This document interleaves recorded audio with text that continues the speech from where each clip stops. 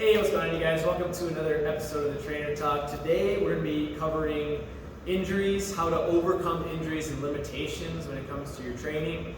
We have a lot of people that have, minor limitations and injuries like their knees or their back, elbows, things like that, maybe shoulders, and they don't know what to do to fix it for one, also like how to modify or do different variations in class.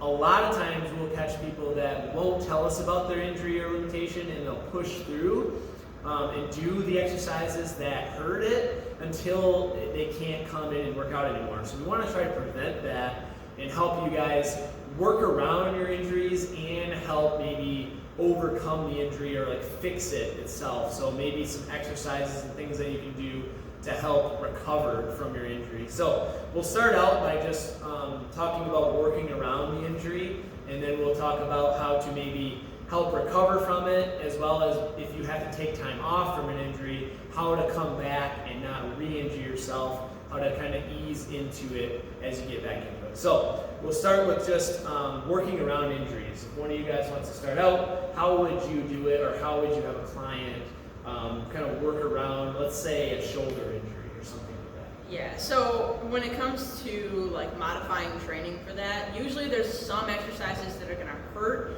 the joint, whether it's specific pressing like this, and all you have to do sometimes is just turn the shoulder out or just change the plane of motion, and it won't hurt them anymore. So you can still work that joint. You don't have to like, oh, I'm not going to do any shoulders because my shoulder hurts, because then it's just going to make the problem worse. You still do want to strengthen and move it, and that's what's going to help it heal. But you don't want to like push it to an exercise that's going to hurt it. Like there's different modifications. I have a client that deals with a shoulder issue, and it twinges if she goes super wide on like bench press or shoulder press. So she just goes very like close grip, narrow, so it's more like triceps, but it still does work her shoulder. So it makes it more manageable, even if there is like a little bit of pain. So just kind of finding different exercises or variations to do something without pain. Yeah, I mean, I can kind of second that because I have had a shoulder injury and shoulder surgery, and I do have to do that same thing. Like my bench press is very narrow compared to Bethany. Bethany goes way out wide. I can't do that. It hurts me. And I remember like after having surgery, it took me a long time to kind of figure out like what to do and what not to do, but I do remember doing exactly what she said. Like if lateral raises hurt when my elbows are completely straight, I would bend them a little bit and not go as high, and that seemed to not give me pain. And doing those little modifications allowed me to kind of strengthen the muscles around my shoulder to make it stronger overall. Now shoulders are like my favorite to train, and I've been told that I have pretty good shoulders, which is funny, like coming from an injury, but you still can do things. I think there's a time and place to rest, and then there's also a time and place to kind of work through the pain a little bit. So I think like if it is like a pain that you can hardly stand, you should rest and kind of take some time away from it. But there's also sometimes you just kind of need to work through it, and once you get that joint moving and working a little bit, it can sometimes feel better. So you kind of just have to figure out like what works best for you and try different things almost. Yeah, so like Keelan said, I think modifying exercises to fit your needs and still continue to work out is a great option. There's also a lot of correctional exercises that you can do. That's one good thing about getting a trainer, is that not only do we know exercises that are going to push you and strengthen you, but we usually know a lot of exercises that also help to relieve pain or help mitigate it at least. And that's kind of one of our main jobs, I feel. I feel like there's a lot of clients, and each client is very different in different ways. I have clients that have elbow issues, shoulder issues, knee issues, back issues. I've seen and heard pretty much everything, and there's always, especially in classes, a lot of times where I have to give modifications to people just so that they can complete an exercise that's at least similar, like kind of like what you guys were talking about, and I think that's important. One thing that I've done with clients too is if there's a problem area, to make sure in our warm-up that we address that, and that we take the time, that little bit of extra time to maybe warm the spine up a little better, or the hips, wherever they may be feeling tightness or pain, and make sure that that's nice and loose before we start the exercises. And that seems to work pretty well.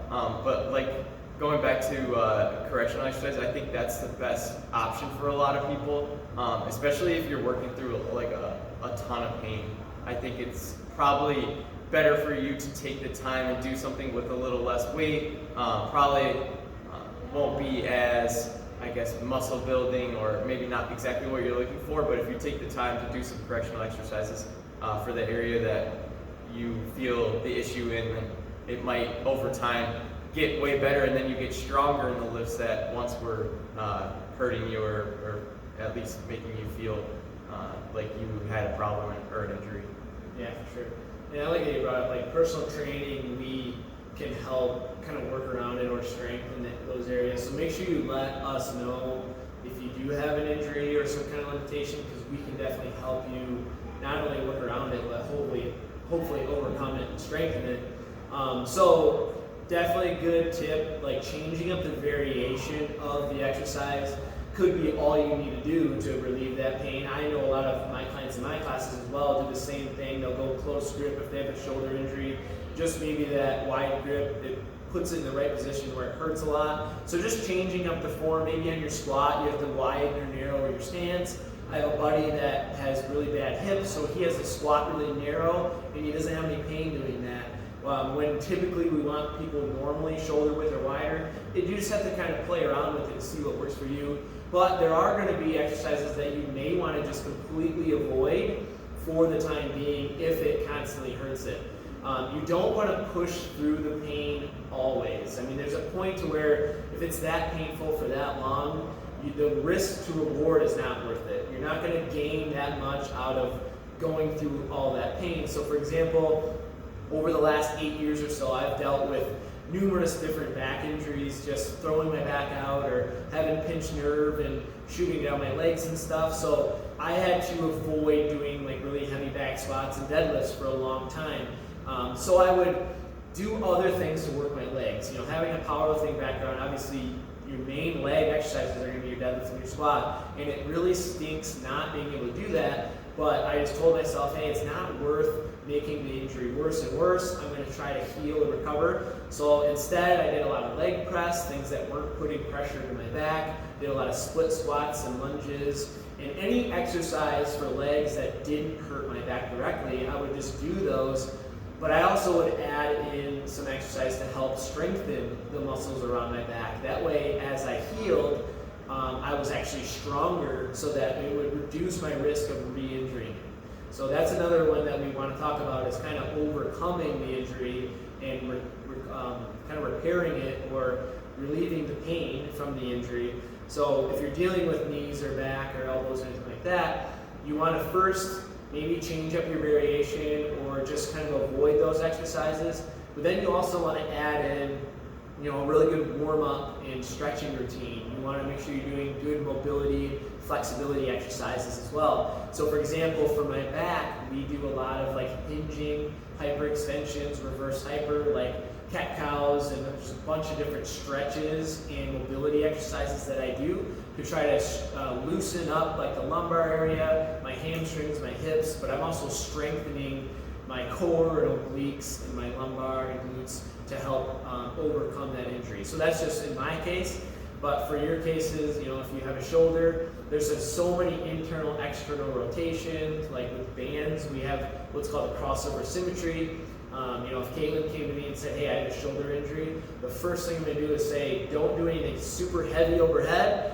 You know, you could do lighter weights. That's another variation or modification. It's just going way lighter, so it doesn't hurt. Do those exercises because you're still going to get the benefit and strengthen it. But then do those mobility exercises, working it internally, externally, strengthening it back up so that the injury doesn't give you problems in the future. So that's another thing that we want to touch on. Yeah, so for me, I deal with like knee injuries from time to time, or not necessarily injuries, but it just kind of bugs me. Recently it's been back squats for some reason. Back squats, I'll feel like I'm pulling on the outside of my knee as I get like to the bottom of the squat, and we squat very low. And I don't want to shorten the range of motion to avoid the pain, because then I'm not going below parallel, and that's not a squat in my anyways, for CrossFit, it wouldn't count as a like actual squat. So what I had to do was just take time off of back squats for a while because I was like trying to go lighter and it just didn't really work. So Taylor suggested, all right, why don't you just switch to front squats if that doesn't hurt it, and like do that for a month and then try it again. And so I did that for a month. Was still able to go heavy on front squats, never gave me any pain. So I was still doing exercises, it just wasn't specifically back squatting. And then I went back to it and I did it Monday, it was fine. Did, heavy percentage of my 1 rep max and was pain free, which was really good. Were you doing any other, was your warm up different at all? Did you do any other stretches or anything while your knee was giving you problems? Yeah, I focused more on hip mobility and ankle mobility because like typically for like the knee itself, since it's just like a hinging joint, so it just like flexes and extends. Whereas like the ankle moves kind of like 360 degrees, same with the hip, it's like that ball and socket joint. So usually the issue stems from the ankle or a hip imbalance, whether like your calves are tight or something like that. So I've been rolling out my calves and everything a lot better. So rolling out those muscles around like the knees, like the calves, the hamstrings, the quads, and then doing more mobility with the hips and the ankles, and that seemed to help. I also modified the back squats and did more like closer to like a low bar position instead of having it rest so high on my traps, and that also seemed to help. So just little modifications like that can help.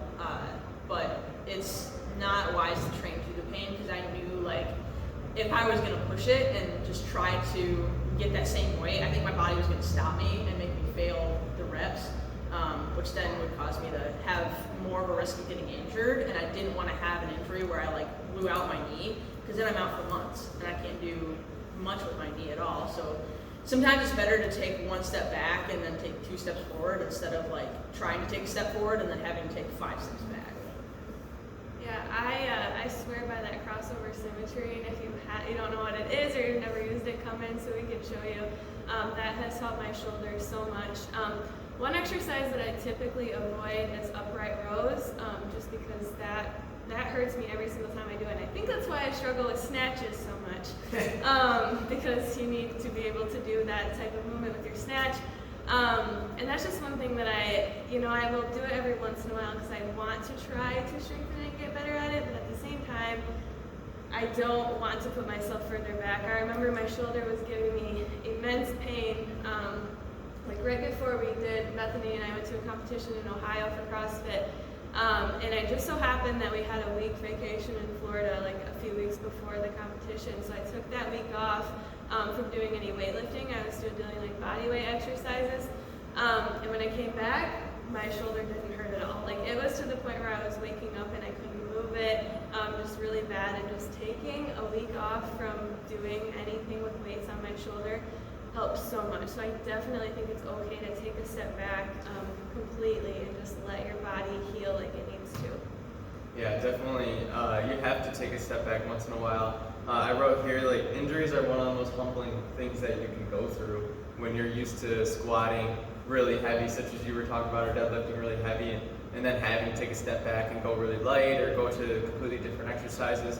It is humbling, but that's what this part of this process is all about, is finding things that are hard, that challenge you, and then sometimes you're going to have setbacks, but that's just a minor setback for a major comeback, I like to say. So one thing I wanted to talk about too was, we're talking about more of, I would say, like a minor injuries, where you say you don't break a leg or break an arm or something like that, and you guys gave some great tips. I think mobility is one of the more important things too, mobility and just warming up properly and stretching afterwards properly to try and help that. But also, say you broke an arm or a leg, like that's no reason to just stop, because even if you start training or you continue training your other body parts, the one that is broken, the body part that is broken, is still going to get some muscle building effects. So it's really important to continue to train, not just negate it all. And I like what Caitlin said, like you can go from training heavy and then go to body weight stuff for a while, and that's a great option, doing something like calisthenics or something, a different program. I know for a while back here, I think it was February, I was having some really bad knee pain. I think I had jumper's knee, or I think that's what most people would call it. And I was really struggling squatting. It just hurt, and I wasn't enjoying it. So I knew I had to do something, and I had found a guy on Instagram. His name's Ben Patrick. He's also known as the knees over toes guy, and he kind of specializes in strengthening the knees, and because he had some big setbacks with knee surgeries and had found ways to strengthen the areas around the knee to help it. And so I did that for about 2 months, and now I'm back to way more normal training. I continue to do those correctional exercises periodically, not nearly as much as I was doing them a few months ago to help strengthen them, just to keep that going. And it's helped a ton. So if you're ever looking for something specific, I bet if you Googled, correctional exercises for the shoulder, or for the knee, or for the hips, there's tons of free content out there to watch and to find something that might help you. Kind of going into another reason why I kind of tout the mobility. I saw the biggest difference in my quality of life and my quality of working out and fitness when I started to do more yoga, which is pretty much mobility with breath work. So it's just like, it could be something that simple, like 5 to 10 minutes a day of doing a mobility drill or stretching that could impact your experience in the gym and overall experience and make it that much better. Yeah, I'm glad that you brought up like looking up exercises for your specific injury, because there really is no excuse that you can give to say I don't know how to fix my shoulder pain or something like that, because you can literally Google or look up on YouTube a million different things that you can do to help relieve or strengthen a minor injury. Obviously that doesn't require like surgery or time off. If you're just dealing with a little bit of pain, there's so many things that you can do to help relieve it. It's just a matter of actually looking it up and doing it. Which, going back to what he said about an injury, kind of humbles you a little bit, and I definitely agree with that, because when I was just telling these guys, like when I'm really healthy and I'm lifting really heavy and all that stuff, I don't invest as much time in stretching and bone rolling and stuff as I should until I am dealing with some pain. When I have a little bit of back pain or knee pain or whatever, or shoulder pain, maybe I'm going through a little bit of an injury, I'll definitely dedicate the time to the mobility work and the warming up and the stretching. But then as soon as I'm 100%, I don't again. And it just it's like a reminder that you still need to do all that stuff regardless if you're healthy or not. The mobility and the flexibility and warming up really good is always going to be a really, really good idea.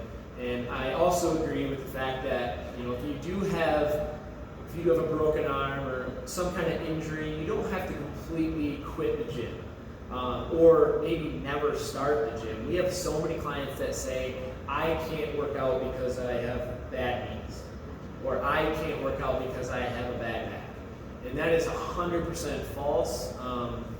There's literally there's a CrossFit division for people that are paralyzed or have missing limbs. They're out there working out in wheelchairs, or it's crazy. There's always something that you can do. If you have bad knees, you can work upper body. If you got bad shoulders, you can do lower body. If you got a broken arm, you can still do legs. You can still do one arm, all kinds of exercises. You can still get a little bit of benefit on the other side just because you're working everything else. So there's always something that you can do. I would say if you're working one-on-one with a trainer, it's the most beneficial, because we can address it head on and work around that injury specific for you, and just work everything else that's going to be great for you. But even in class, like if we have a large group class, like Fit Camp, I've got a lot of people with a lot of different limitations and restrictions.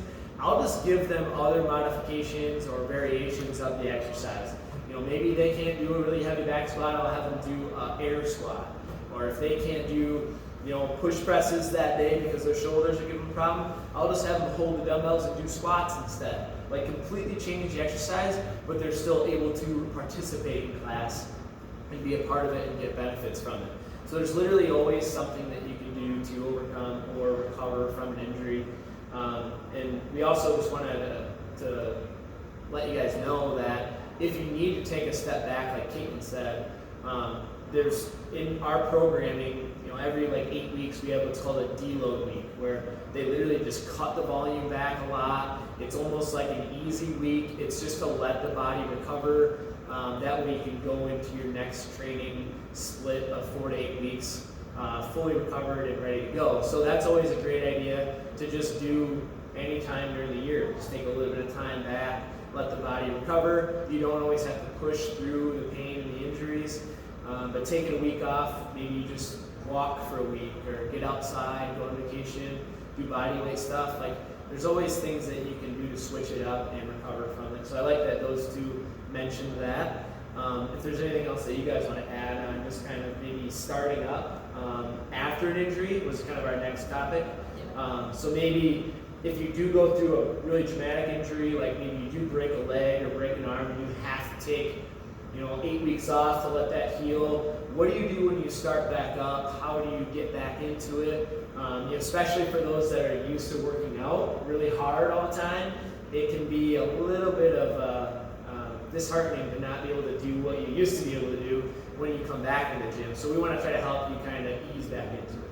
Yeah, so just kind of realizing that your body's different from when you started, especially if you do take time off from the gym for your injury. Now, if you break your arm or your wrist or something, you can still come in and do legs, you can do arms, because like there's been studies that if you still work out the other arm, that broken arm doesn't lose as much muscle, it actually retains a lot of it, because you're still getting that signal to like, hey, we're still have to lift weights, so let's keep the muscle and like not start to break it down. Creatine is also something that helps. So they've done studies with creatine for people with muscle wasting diseases and people that have had injuries, and if they supplement with creatine like 5 grams a day while they're like got injured and they're healing, it helps them to maintain their muscle mass. But coming back from an injury, just you just gotta have to meet where your body's at. There's really no way around it. You can't just like throw on the same weight that you were squatting before if you blew out your knee and expect that it's gonna go well, because that's might have been what led you to injuring your knee in the first place. So just kind of knowing that, hey, it's gonna be a little bit slower starting out, doing what you can, but knowing like if you did break a bone or something, it actually does grow back stronger. So sometimes it can be a blessing in disguise if you do get injured, because maybe you were just training way too hard, your form wasn't quite right, so maybe it was just like, hey, a wake-up call of like, I need to fix my form and do things right from here on out, and then like it kind of sets up a better foundation, I'd say.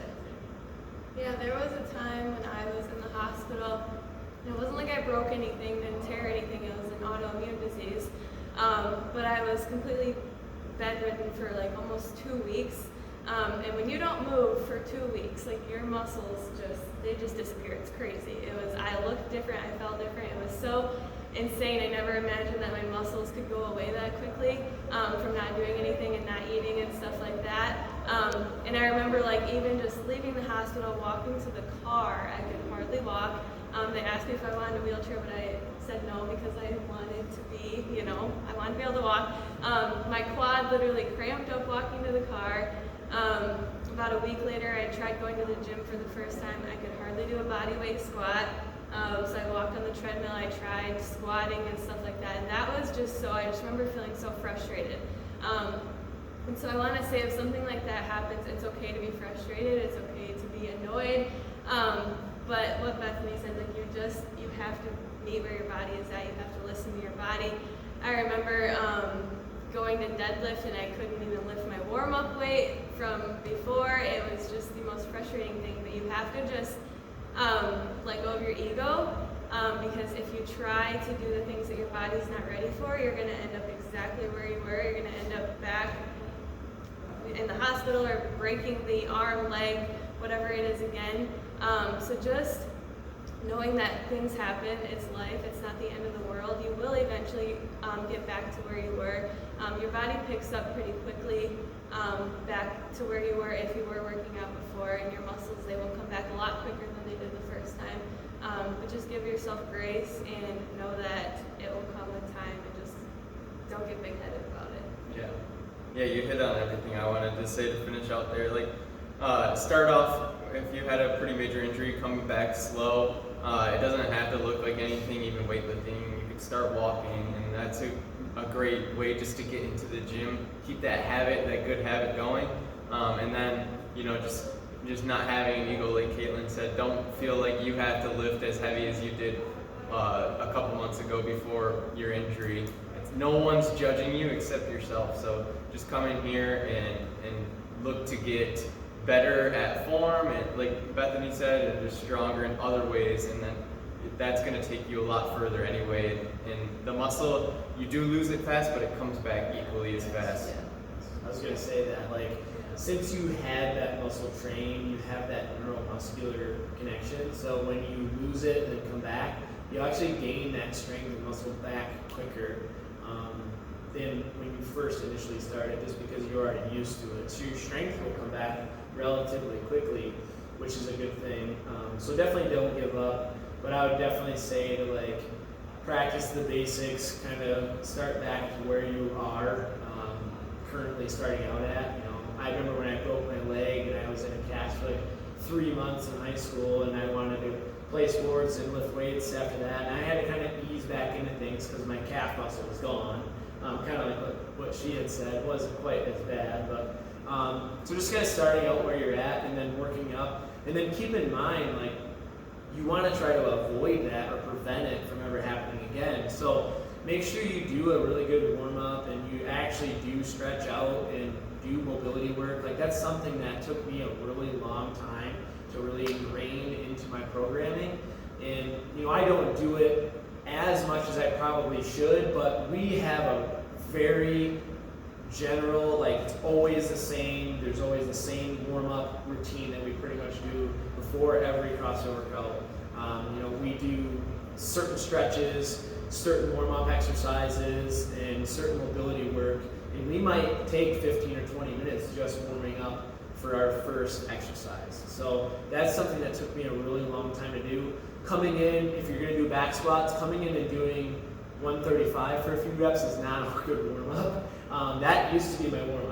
Bench day, squat day, and deadlift day, it was you walk into the gym, shake your arms a couple times, put 135 on the bar, and that was your first set. And that is probably why I got injured in the first place. So just kind of let your ego go a little bit. Like, don't think, oh, I'm this big, strong guy, so I'm going to start with 2 or 3 plates on the bar at some time. Like, it's okay to do the bar, empty bar for some reps and stuff like that. It's okay to actually stretch out and foam roll and stuff like that. Like, it took me a long time to realize it, but it's made a world of difference.